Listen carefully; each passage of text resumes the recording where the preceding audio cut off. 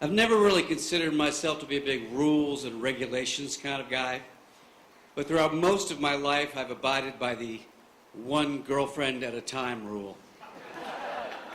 And I've been in a monogamous relationship for 26 years to the same woman, my wife, Joanne. But my first love interest was Marianne Lowenthal in second grade in Guatemala City.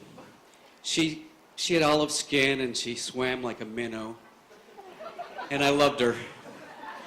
But my parents moved back to D.C. and I never saw Marianne again. And in sixth grade, Glide Hart and I fell in love with each other at first sight. She had red hair and freckles, and I had long hair and a headband and bell-bottoms. And I walked her home from school every day, and at the end of the year, Glide Hart turned to me and announced that we had been going together for the whole year, which was news to me. But it was good news because I loved her. And in seventh grade, the next year, she was my first kiss. But her parents moved to Minnesota, and I never saw Glide Hart again. And the pattern continued. My relationships never ended in breakups, just geographical separation. And the one girlfriend at a time rule remained, with the exception of 1 year, 1983, which we shall refer to as the juggling year. In 1983, I was 23 years old, and I packed my 77 Plymouth Volare station wagon with a dome tent, a futon, a bag of juggling equipment, and a jester's cap. And I set off to begin my career as Nicolo the Gypsy Juggler, starting at the Largo Renaissance Festival in Florida. The very first day in Largo, I met Zira. Her full name was Zira Czar, a name she had given to herself after she had abandoned her straight name of Betsy Wiseman. Zira was a hippie chick, big-boned, barefoot. She had a habit of kind of swooshing her hair back off her forehead as if to clean the karma from her so she could live more in the present. And Zira practiced all kinds of New Age healing modalities on me. Massage, Reiki, Rolfing, and amateur chiropractic. By the end of 6 weeks, I was actually as loose as I had ever been, and I loved Zira, but the festival ended. And I had to drive to upstate New York to Sterling Renaissance Festival in Oswego on the banks of Lake Ontario. There I met Joanne. Joanne was, well, if Zira was air, Joanne was earth. She was petite and powerful, like a pilgrim woman. She could build a mule shed or a chicken coop.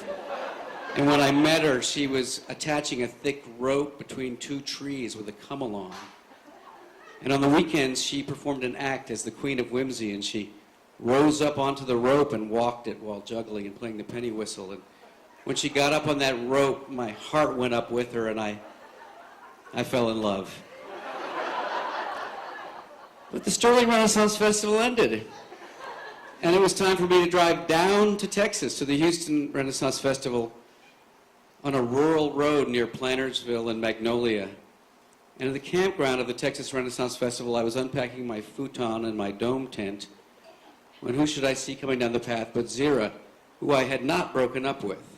I had never broken up with anybody. We had always gone our separate ways, but no one had actually ever come back. This was unprecedented. But I was happy to see her, and I gave her a long and tender hug. And as I was hugging her, I saw a familiar face coming down the path towards me. Joanne. I could see her over Zira's shoulder as I was hugging her, and her body language was different. It had usually been kind of que sera, sera, je ne sais quoi, and now it was more like, what have we here? So I finished my hug with Zira, and I gave Joanne a nice, loving hug, and I looked over Joanne's shoulder, and Zira's body language had changed. Heretofore, it had been kind of open and breathe in the universe, and now her lips were kind of pursed, and her body language was more like, and who might this be? And I realized that we had a situation. And I started thinking maybe I should just sleep in my dome tent by myself for a while until everything worked itself out. But then the rains began to fall. And it rained very hard for 1 week, for the weekend, for the next week. Joanne's pup tent was washed away, and she had nowhere to live. So naturally, I invited her into the dome tent with me and my futon. Coincidentally, Zero, who had been living in her van, flipped her van and covered it in motor oil, so she too had nowhere to live. So naturally, I invited her into the dome tent with Joanne and me and the futon. Now, as soon as I started living in that dome tent with Joanne and Zira, not only my male friends, but a lot of guys I had never met started coming up to me and engaging me in probing conversation, as if just by talking to me long enough, I could somehow impart to them the secret to male happiness. But all I could say was, what can I say? But I think today, in front of you all, it's time to reveal what those two women really wanted to do in that dome tent when the sun went down in Texas. And what they wanted to do more than anything else was go to sleep. I know, I was hoping for more of a climax too. But truth is, Joanne and Zira did not really like each other. It was kind of like a Texas standoff. And so, you know, things are just sometimes not as they seem. But I did learn something, which is that sometimes less is more. And I resumed my policy of one girlfriend at a time. And at the end of the festival, I drew a line in the mud. And that is why, for the last 26 years, I've been in a monogamous relationship with the same woman, my wife, Joanne.